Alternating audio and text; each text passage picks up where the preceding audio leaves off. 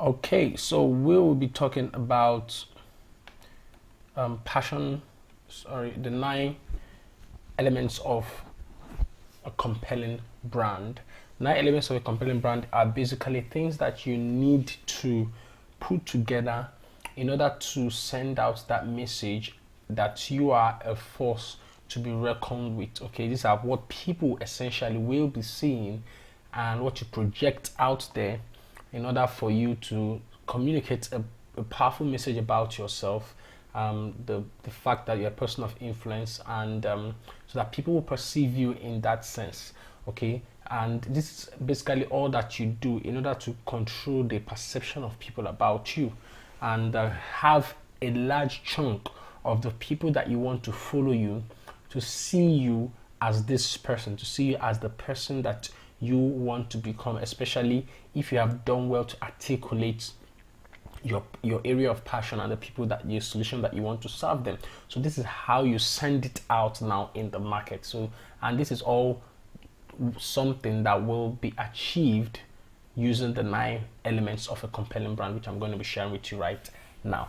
Now let me go on to the first element of a compelling brand. The first element of a compelling brand is your brand description, brand label, and your brand description. Your brand label and your brand description is basically who you are and what you do. I usually ask people to think of it in this term. If you are invited to a meeting right now, you're in a meeting and somebody walks up to you and asks you, okay, who are you? Okay, or you're asked to introduce yourself in a meeting, and knowing that this is an opportunity for you to immediately sell yourself in that gathering and position yourself as an expert and basically promote yourself in that gathering, how do you say who you are? How do you talk about yourself in a very concise way and say what you do in a very concise way, in very short sentences, most times in less than 15 words? You are done with saying who you are in a very powerful way. Okay, that is your brand label and your brand description. All right, so let me give us examples. Your brand label, an example is, these examples are what you're seeing on the screen. I hope this is clear enough. Let me increase that so that you can see it very well. Okay. All right, so you have your brand label examples. So you have, one is the passion business coach. So you call yourself, which is basically the title you give yourself, what you call yourself. One, you have the passion business coach. You have people that go with social media strategies, people go with beauty consultant, hairstylist and consultant, 5-star event coach. Now you can play around this the way you want. Find something unique, find something that is very clear and concise that people will easily understand, and projects you as the brand that you want to present yourself as.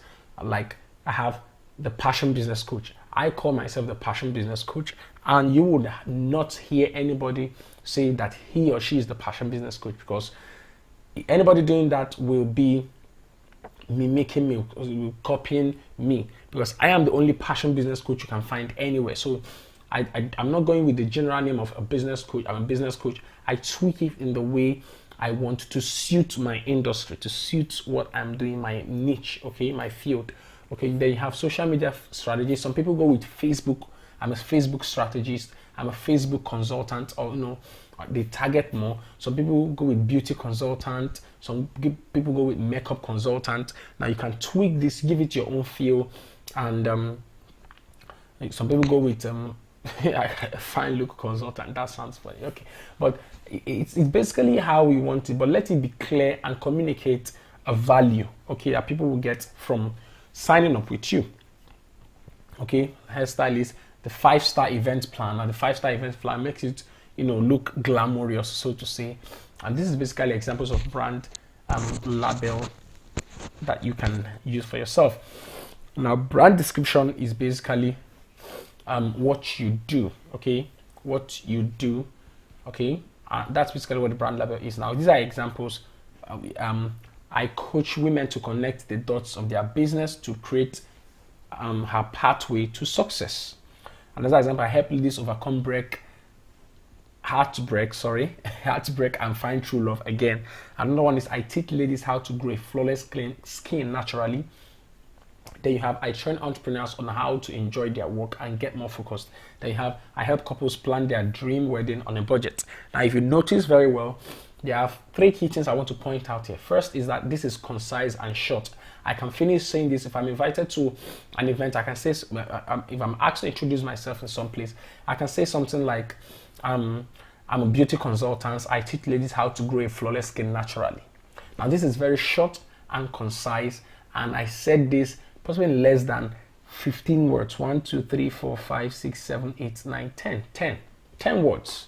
Okay, I can create something that you can see in very short and powerful words. Okay, now that is basically this. Okay, so create your brand label and your brand description and run with that. Okay, the next thing I want to point out here is your brand label has to communicate a promise. Okay, what is the promise or benefit that first of all your audience? Okay, it has to capture an audience. Who are the people that you're targeting? Who are the people that your product is best suited to? Who are the people that you are best suited to serve and that you want to serve? Possibly you have served this kind of people. You can look at your clients or people you've served before and ask yourself, how did I feel working with these people? What did I like about them? Who are the people that I prefer working with the most? And let them be your target audience. And then you have to capture a benefit or a value that you're providing those people. Okay, like here you say the first one, target audience are women, and it's the benefit is you help them create a pathway to success. Here the next one, the target audience are ladies, then you help them overcome heartbreak and find true love again. All right, now you can play around this and create something and then use that. Okay, so that's basically it about creating your brand label and your brand description. Number 2 is your website. Number 2 brand element is your website. Now your website is your office on the internet. Okay, and one of the essential things that you want to have as a brand is a website of your own, because your website brings you out there on the internet as in a professional, organized way. Okay, and it does not cost so much money to do a website, especially if you are doing it yourself. It's a very good investment that you should make to your brand. All right, now what you need to have your own website is basically to have a domain name and hosting. Domain name is the name of your website. Okay, the hosting is like the space on the internet to build your website. It's just like you want to build a house, and the space on the internet where you want to build your house, so to say. Your website is a house. So with 10,000 naira, you can have your website up and running.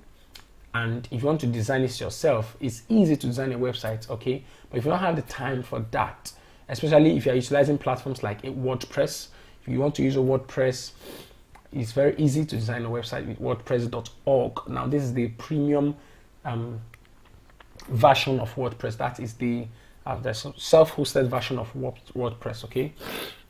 Or you can create a free website at WordPress.com, okay?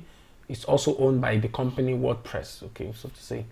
And you can create a free website at WordPress.com, or you can pay and get a domain name and hosting, personalized website with most web hosting companies charge like 10,000 naira, and you have it up and running. So there are two options. You can design your website yourself, or you can contact a professional website designer to do it for you. Okay, so I would recommend the second, get a professional website designer to do it for you. It's a valuable investment, especially somebody who has an idea of online marketing. I would prefer that you find somebody who has done work related to your niche before, served clients who are in your niche also, so that because he or she has an idea of that niche and be able to serve you well in that niche. So if you're going to look out for a website designer or somebody who's doing it for you, find somebody who has done work in that area of your interest before, who is going to help you on that. Okay, so your own website. The third thing that you need to have is a business card. It's very important that you have a business card. Okay, business card is, especially if you are going to events and all those things, something you can quickly hand out to people and immediately sends out a message about who you are, what you do to those people. Okay, and when having your business card, first thing that should be on your business card, you should have your brand label and description on your business card. The second thing is that you can have your contact. Of course, you need to have your contact details.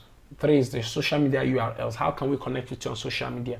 Put the links there on your business card. And finally, you can have your professional image on your business card. A lot of people do not talk about this, but it's actually powerful to have your own professional image on your business card. Okay, it's something you can add to your business card to add more weight, so to say, to it.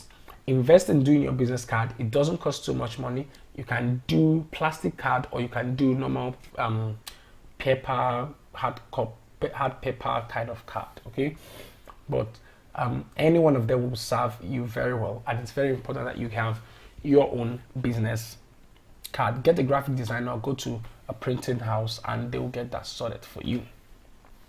Number 4 is your social media platforms. Okay, social media platforms are very powerful ways for you to, of course, we all know that, communicate your brand in a very strong way. Okay, now a quick tips that you should do on your things that you should do on your social media platforms. First of all, you have to update your profiles on social media, okay, to speak to your audience. A lot of people claim to be this and that and this and that, and I'm this trainer, I'm this coach and all that, and this consultant. But when you check their profiles on social media, you find that it is not well done. It looks unprofessional. The profiles are not even updated, and it looks somehow.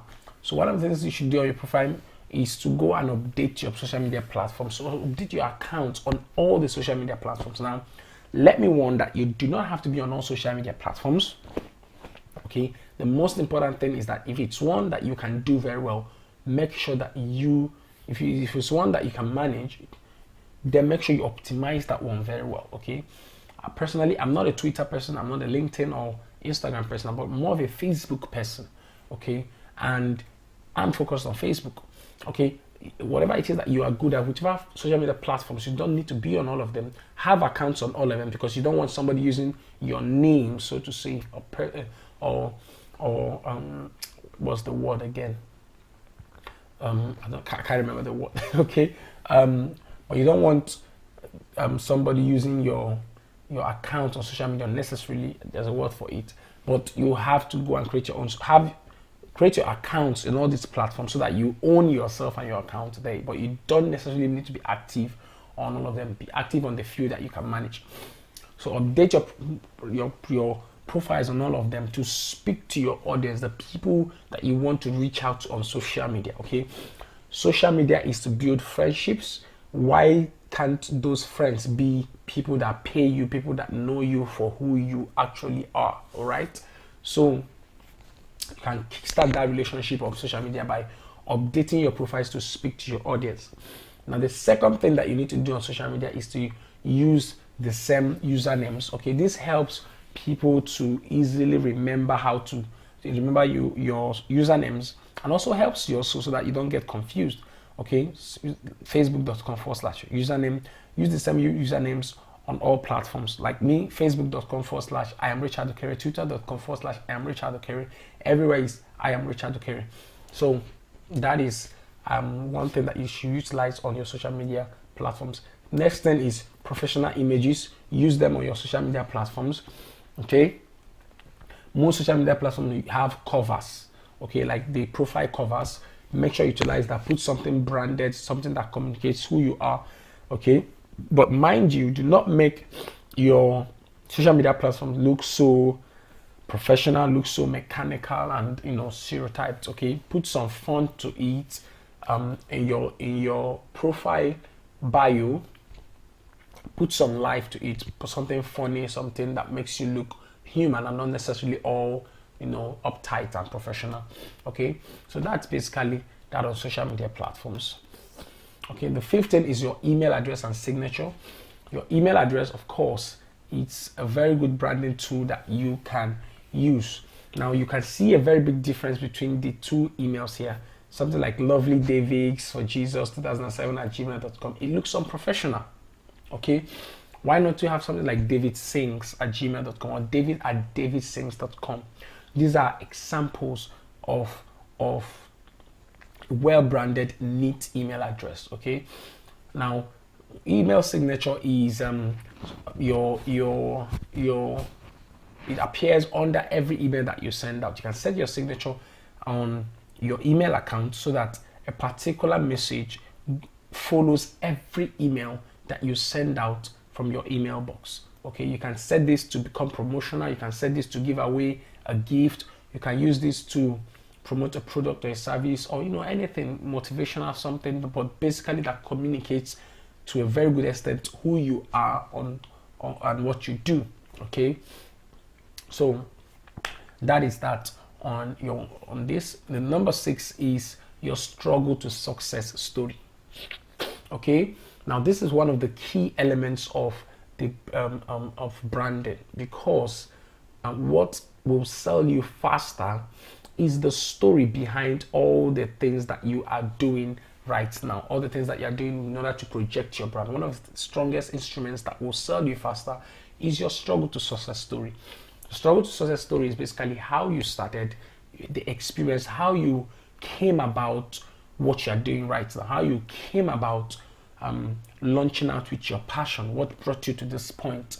Okay, how did you struggle, where were you before, what was it like, and why you, the why of what you're doing right now, the experience. Okay, so creating your struggles.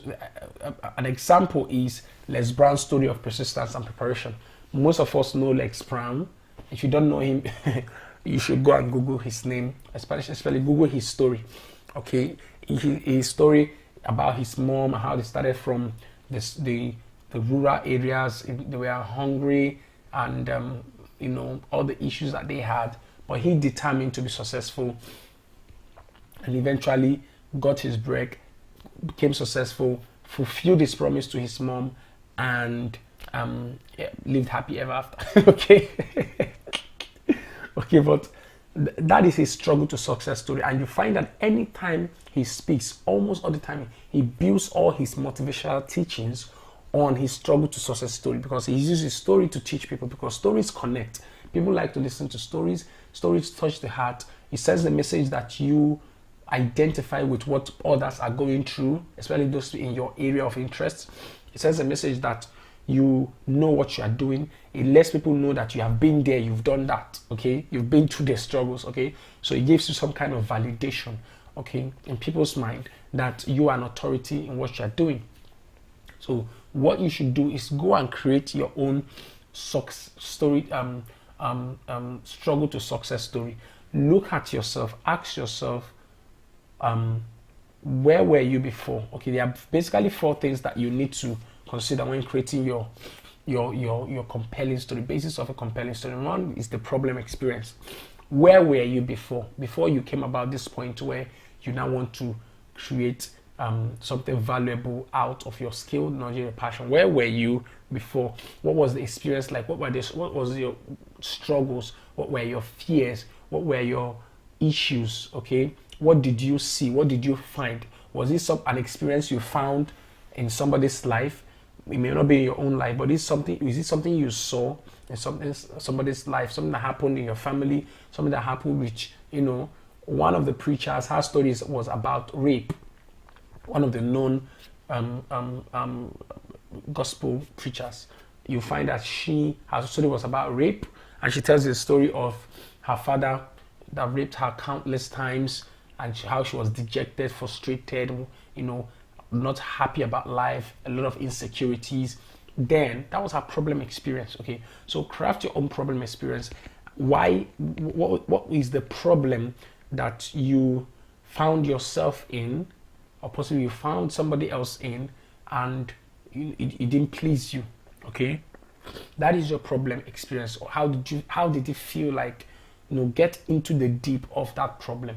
Okay, next thing is this catalyst experience. The catalyst experience is the moment where you caught a breakthrough, the moment where it was like, I'm going to change. I'm going to change this. Something is going to happen in my life. Possibly something somebody said to you, or something you read in a book, or something that happened, an incident that happened, basically that helped you, that caused a mindset shift for you, and you immediately, like personally, my story is a story of at a point in my life, I had so much knowledge about online business, internet marketing, and all that, but I didn't know how to make money from it. Okay, that was my problem experience. I didn't know how to make money from it. I needed to, be playing at a bigger game. I had tried so many things and I failed very badly on them. I had skill, okay? I could do a lot of this online, but then I didn't know how to package that into building a business that is valuable for me. My catalyst experience was actually when I signed up for a coaching program by a coach in Lagos, and I went to his house, paid for it, went to Lagos, spent 6 hours with that coach in his house, and he mentored me on how to package your skill and sell it as a product or a service out there, not just out there in the marketplace. So that was my catalyst experience that happening there. Okay, so what is your catalyst experience? Okay, the next one is a hero. Now, from this brief story I just gave you, of course, my hero is the coach. All right. So usually there's always a hero in your story. If you listen to Les Brown's story, his hero is his mom. Okay, his hero is his mom. If you listen to Ben Carson's story of the same, almost similar to Les Brown's story also, his hero is his mom. All right. So who is the hero in your story? You don't want to say that you are the hero of your story, because most times it wants to project you as somebody who knows it, or somebody who is as if you can do everything on your own. But most usually there are people or somebody who has played a part in your life. Okay, now let me get back to the catalyst experience. Okay, there possibly have been different experiences in your life that has influenced you to be where you are right now, to make that decision or caused mindset shift in your mind. But you don't have to capture all of them. Pick one incident that represents all of them. Okay, pick one incident that will just represent all of them. All right, and that will help you a lot. Just pick one story, pick one incident that represents all of them. Okay, so like I said, the third one is your hero. Who is the hero of your story? And then the last one is the now experience. Where are you right now? How are you feeling right now? What are the results you've achieved right now? Possibly you can even say your goals, your next goals, what you're targeting right now, what you want to achieve again right now, and what you are doing basically. So that was the now experience. How do you feel right now with what you are doing and where you are? So basically that is how to build a compelling story. Basics of building a compelling story, struggle to success story. So that is that. Next one is unique fonts and colors. If you want to build a compelling brand, you need to have unique fonts and colors so that people will be able to attach that font to your brand. Okay, when they see that font anywhere, it sends a stronger message about who you are and the fact that you represent something valuable. And that comes also from having unique fonts that you use and unique colors that use specific kind of colors. That means anytime you're doing any design or any graphic work anywhere, or doing any write-up, any text stuff anywhere, you use these exact colors, you use the same fonts everywhere. Okay, when you think MTN, you think yellow. When you think Glow, you think green. You think, is that green or lemon? Okay, when you think Airtel, you think red. Yeah, so all these brands usually go with colors, and you can have your own specific kind of colors. Go to fontpair.com to see various combinations of fonts that you can use based on the perception that you want to give people about your brand. And for colors, you can search for best website color schemes. That's if you want to use colors for your website.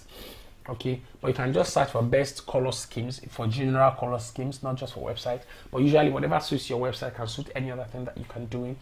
So, and that will be that for you. So choose your specific fonts and colors and from these sites and use them. Number 8 is your own logo. All right, so when you must have chosen your brand color and your brand text, that's your font, you use that, put that together to a logo. Okay, get a graphic designer to design a logo for you to represent you. You can use your name, you can use your signature solution roadmap name. Okay, the name of your signature solution roadmap, you can use that, and then and use that to build your logo, to name your logo. Sorry, so you can use your personal name, you can use the name of your signature solution roadmap, and use that to create a logo for yourself. So get a graphic designer. A simple tip is that make your logos not too busy. Let it be simple and not complex. Very simple, something that will not be too noisy and too confusing, basically. So that's that. The final thing about the night, and the last one is professional pictures. Man, can't you see the difference? Check out the difference. Okay, this is something valuable that we should utilize on social media, on various branding platforms, especially when it comes to pictures, graphics. Okay, you don't want to say that you are an expert at this, an expert at that, and you are using a font that you are using amateur pictures on your social media platforms. Okay, social media platforms, designs, and all that. Invest your money to get professional headshots in a studio, or you go to a park with a professional photographer, dressed very well. Go out there dressed in a manner that represents your brand and the message you want to send out to people, and take professional pictures and use those professional pictures for your works on branding yourself and positioning yourself as an expert. So these are basically the 9 branding elements that you need to know, and hope that it serves you very well. Take care and be your God self.